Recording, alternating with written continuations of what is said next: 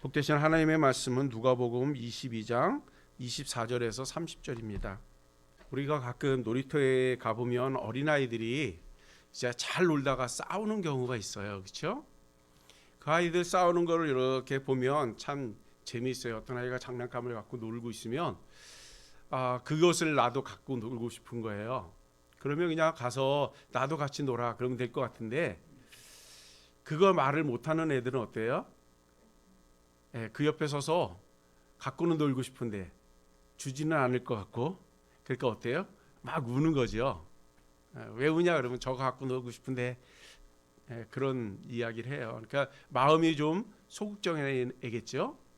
또 어떤 아이는 갖고 놀고 싶은데 내게 아니면 옆에 가서 나도 그거 할 수 있는데, 그건 이렇게 갖고 노는 거야 하고 또 이렇게 설명하려고 끼어들이는 아이들도 있어요. 그렇죠? 또 어떤 애들은 어때요? 아까 우리 차 집사님 말씀한 것처럼 빼앗는 거예요. 힘이 있으니까. 그러다 보면 싸움이 일어나는 거죠. 또 아이들이 싸우는 모습을 보면 또 재밌는 게 뭐냐면, 처음에 별것도 아닌 것 같고 싸우기 시작을 해요. 그러다가 너네 집 몇 평이야? 너네 집 아파트야? 뭐 그런 거 묻잖아요. 그렇죠? 니네 아빠는 뭐해? 우리 아빠는 뭐해?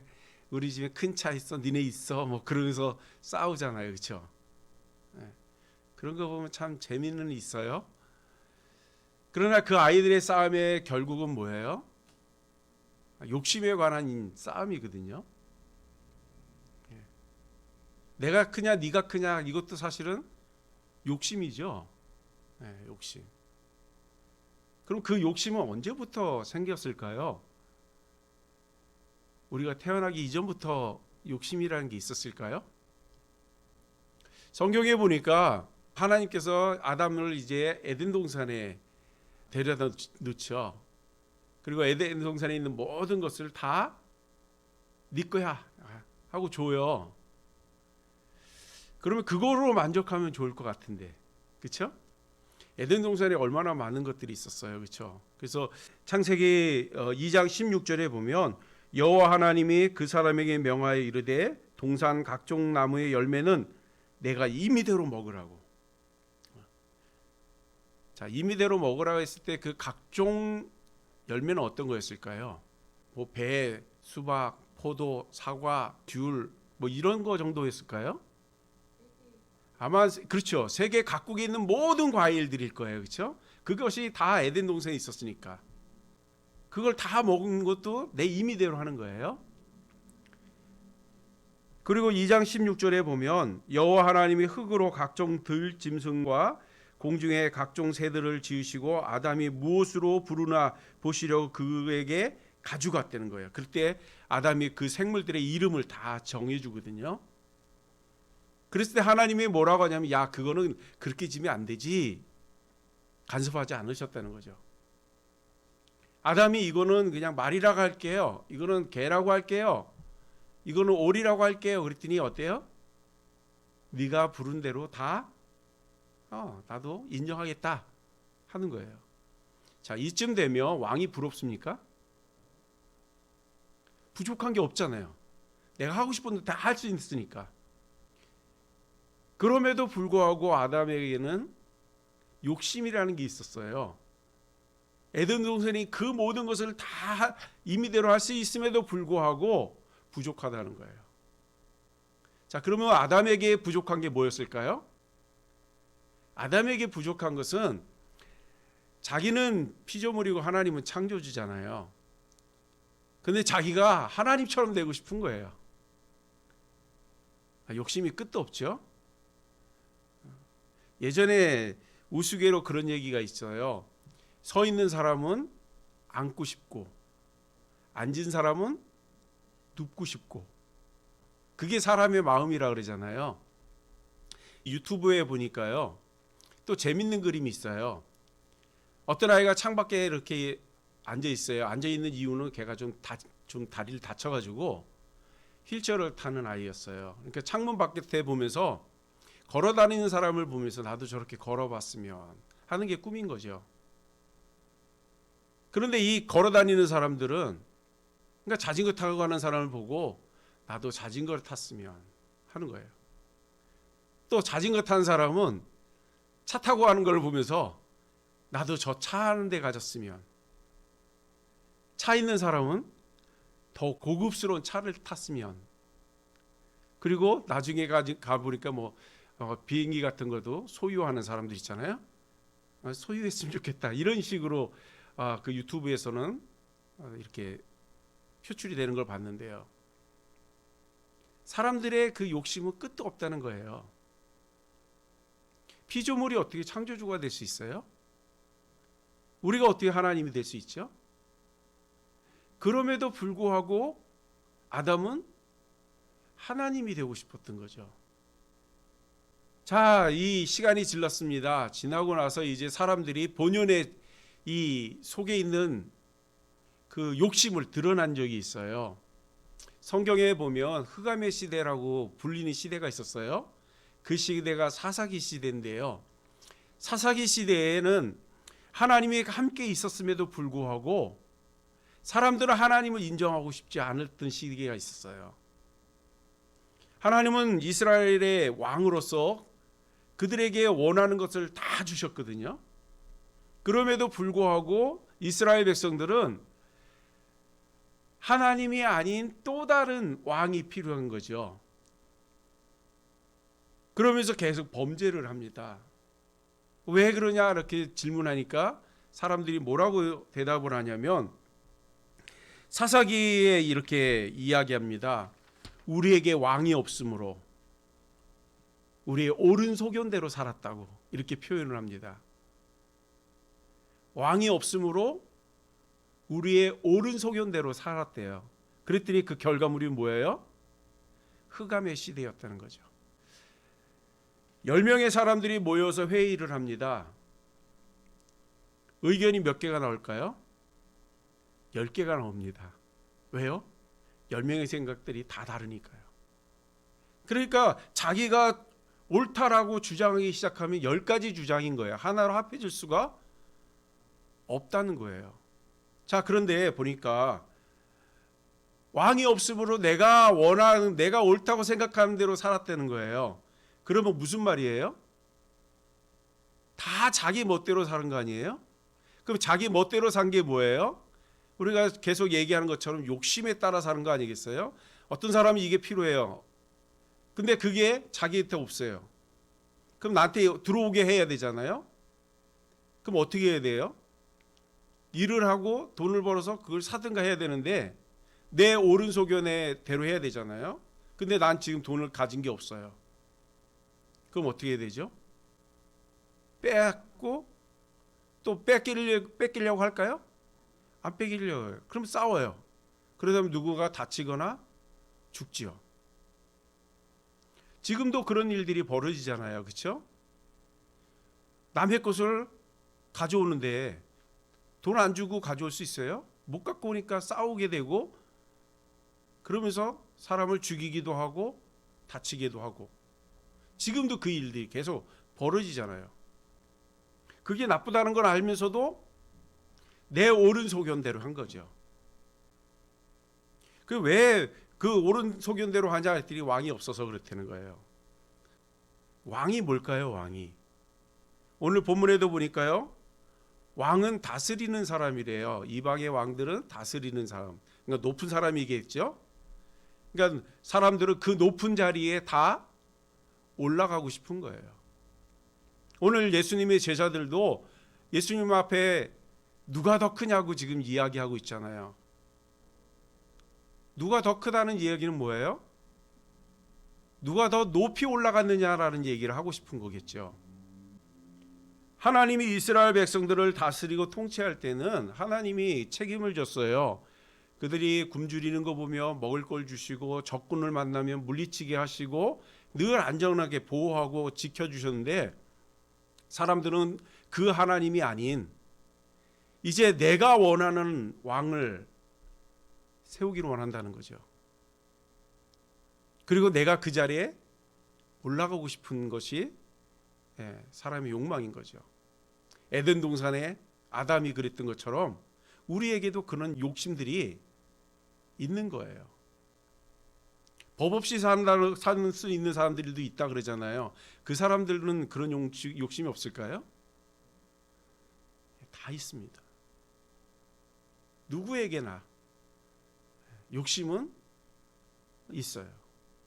자, 그러다 보니까 하나님께서 이제 그들이 왕을 찾으니까 하나님 왕을 주시겠대요. 사무엘상 8장 6절에서 7절에 보면 우리에게 왕을 주어 우리를 다스리게 하라 했을 때에 사무엘이 그것을 기뻐하지 아니하여 하나님께 기도하매 여호와께서 사무엘에게 이르시되 백성이 내게 한 말을 다 들으라.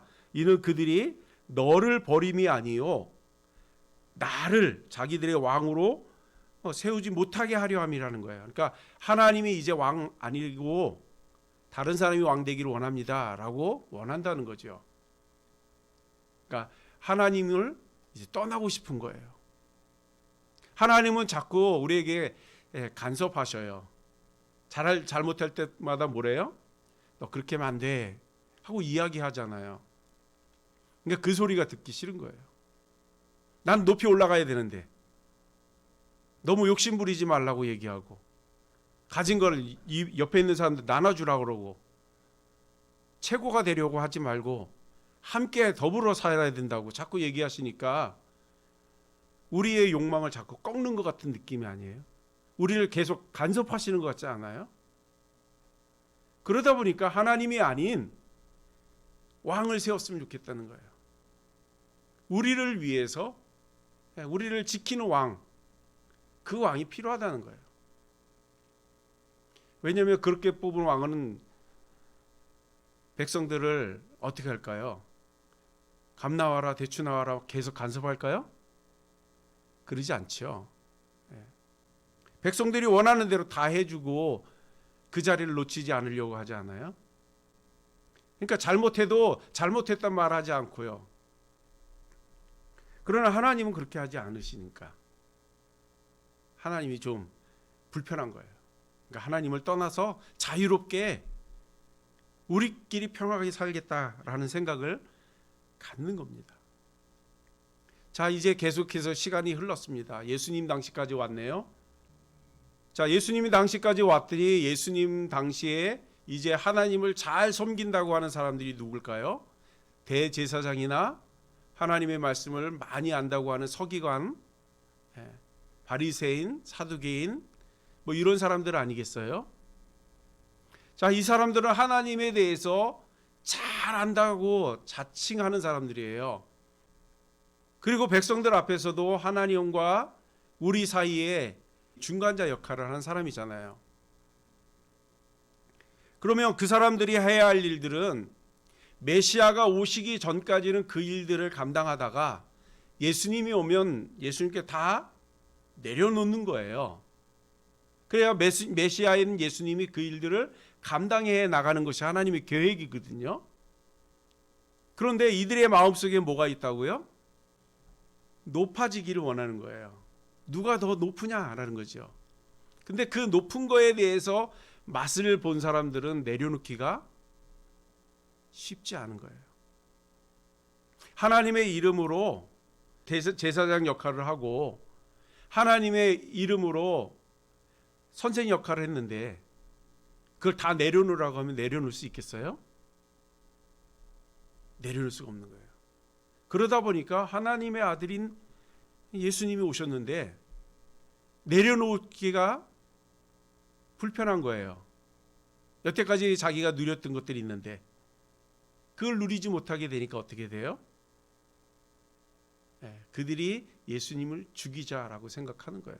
예수님이 없으면 예전에 누렸던 그 권세를 계속 누릴 수 있고 예수님이 없으면 누릴 수 있는 특권들을 계속 누릴 수 있는데 그런데 예수님을 우리가 받아들이고 인정하게 되면 내가 갖고 있는 모든 것을 내려놓아야 되는데 그게 쉽게 되겠어요? 안 되겠지요. 우리의 마음속에는 높아지고자 하는 욕심이 있는데 그러다 보니까 예수님을 죽이겠다고 어떻게 하면 예수님을 죽일까 음모를 짜는 일들이 벌어진 거예요.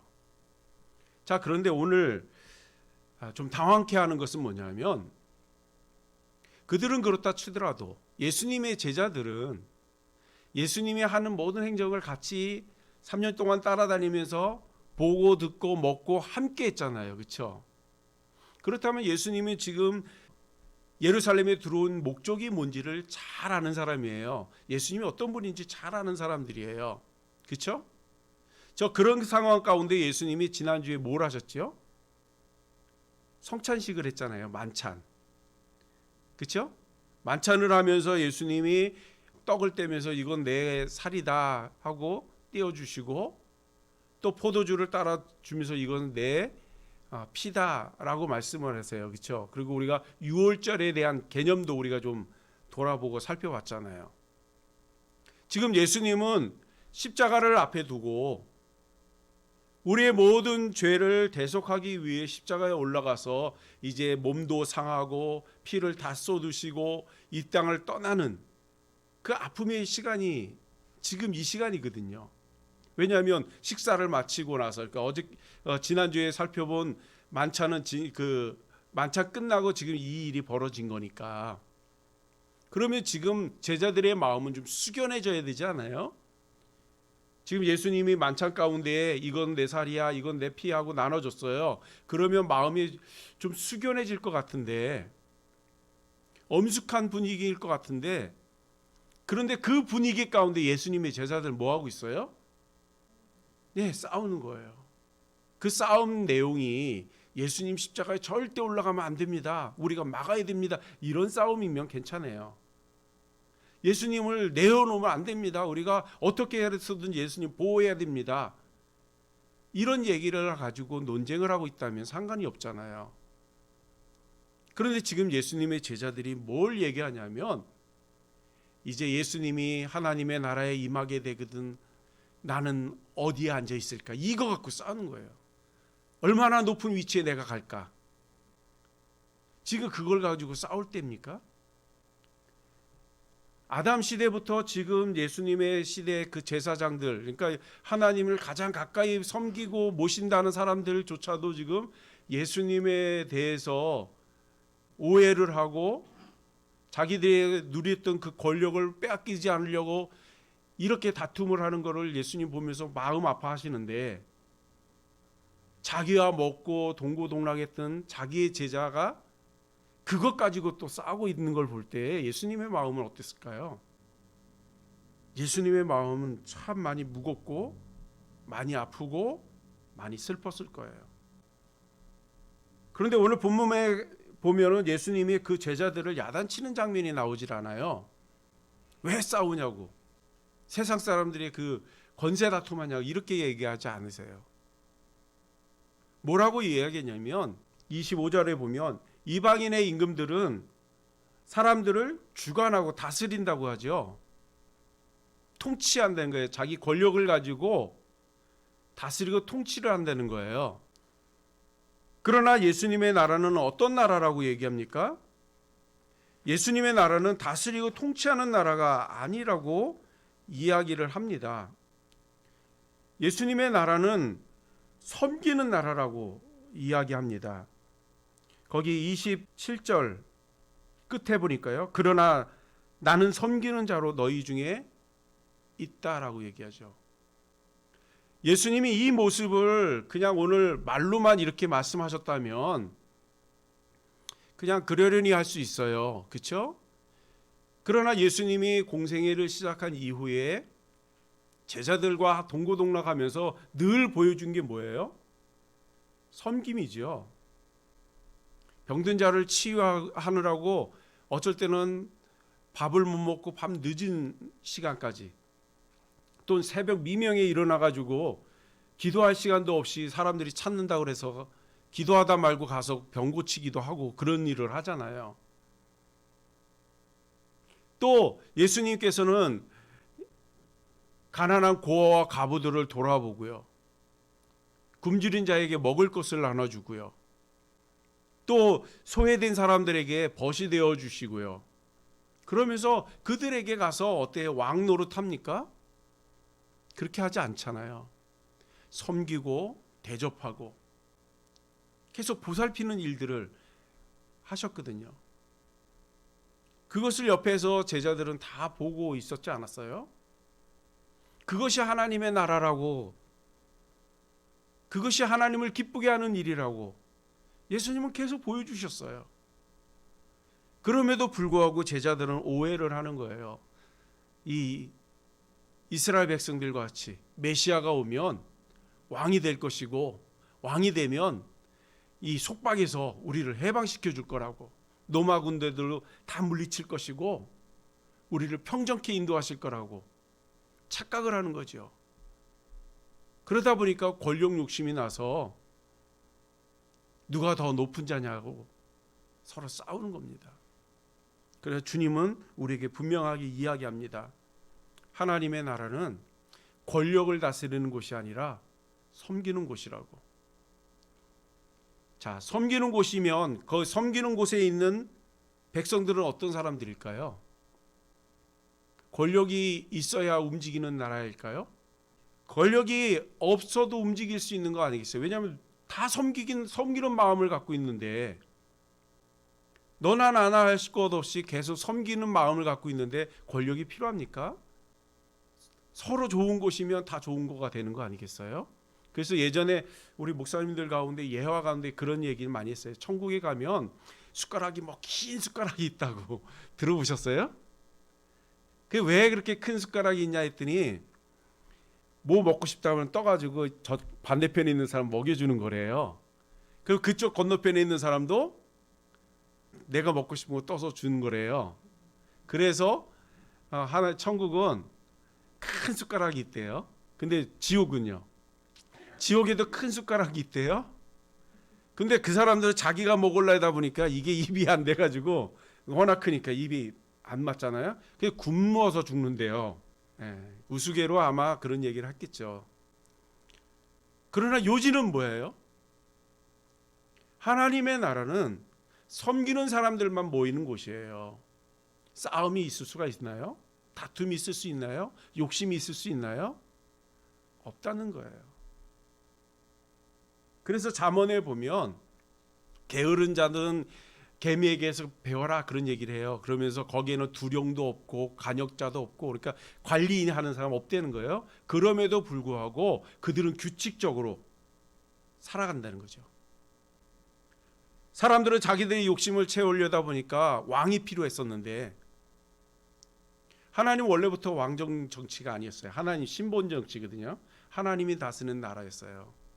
근데 사람들이 자꾸 왕을 달라고 그래서 왕을 했잖아요. 그러고 나니까 그 권력 때문에 매번 싸우잖아요. 죽이고 죽고 거짓말하고 음모를 갖고 사람들을 넘어뜨리고. 그러나 하나님은 우리에게 그런 나라를 하나님은 꿈꾸고 있지 않다라는 거예요. 하나님의 나라는 하나님을 중심으로 평강을 이루고 함께 섬기는 나라라는 거예요. 사랑하는 여러분, 우리도 그 하나님의 기뻐하심에 동참하는 은혜가 있기를 소망합니다.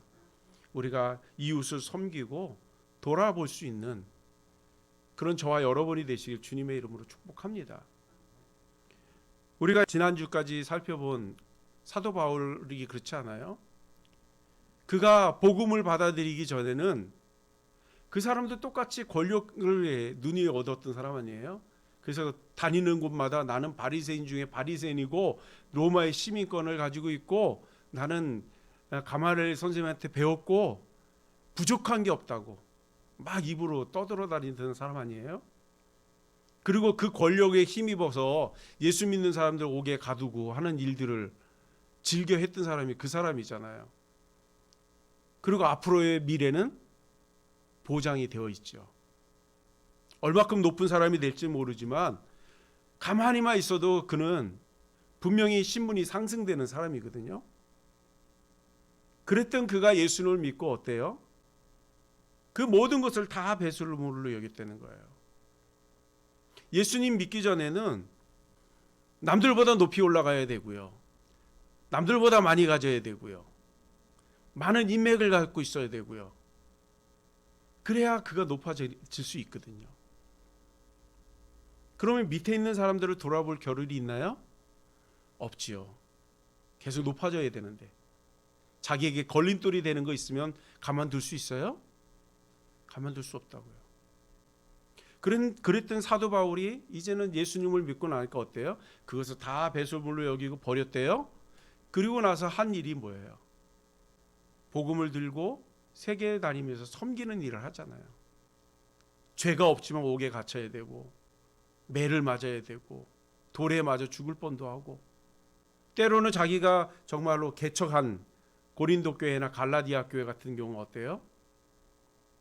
막 자기를 비난하잖아요. 그렇죠? 비난하고 의심 갖고 막 힘들게 하는데도 어때요? 막 그들과 싸웁니까? 싸우지 않아요.